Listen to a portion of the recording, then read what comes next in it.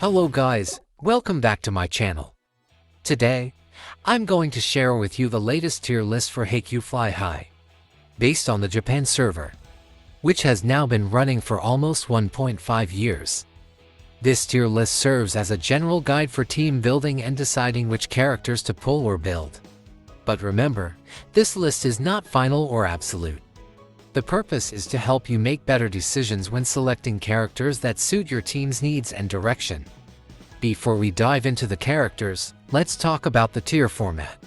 This isn't the usual S to D tier ranking. In Haikyuu Fly High, we have to consider two important mechanics: player bonds and school buffs.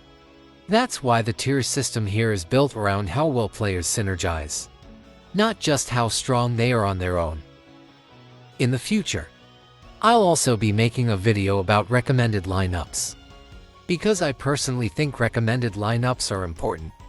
To build a strong team, you need good fit and synergy, not just a list of strong individuals. Let's start with the first tier: meta players who can fit into other teams easily. These players are independent, powerful, and flexible. They can fit into different teams without disrupting the playstyle or weakening the team's synergy. Many of them also have buff or debuff abilities, which give them a huge advantage. For example, Bakuto SB can increase the base stats of your team. Then Aeon SB can trigger perfect play, especially when blocking, even after leaving the court to switch the libero. Aeon SB can give buff to the team's attack and defense technique. Then, some players have combo bond effects, like Koroi and Hirugami or Sakuse and Komori. Just by activating their bond, your team gets strong buffs. If you want to strengthen your block team, go with Koroi and Hirugami. If you're aiming for stronger receive defense, Sakuse and Komori are a solid pick. Also, Ashijima has a high chance to generate nice play, giving your team frequent momentum boosts. With the right playstyle, they can perform even better than expected. They are great picks for building strong and flexible teams. Now, let's move to the second tier list. We have Conditional Meta, players who are essential for activating school buffs.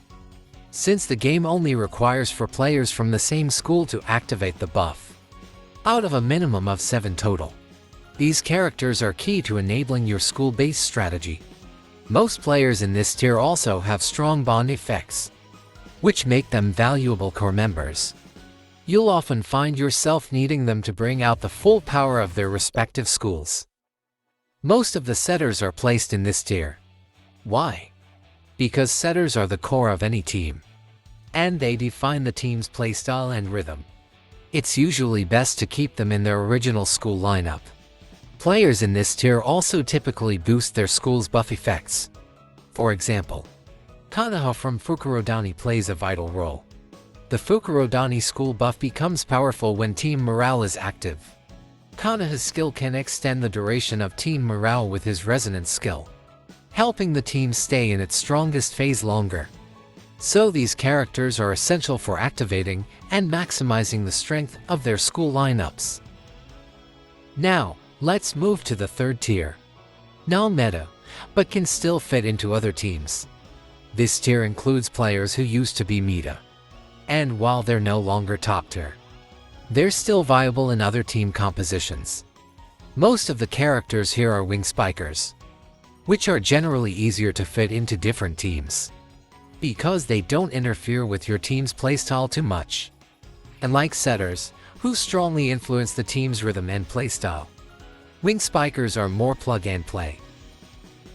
The next tier is non-meta, needs specific teammates or playstyle. In this tier, we have players who aren't considered meta, but with the right teammates and matching playstyle, they can shine. Their skills often require specific synergy or strategic team setups to be effective. Let me give you a few examples. Genjima has a skill that says the more players on your team with the receive type, the stronger his power spike becomes.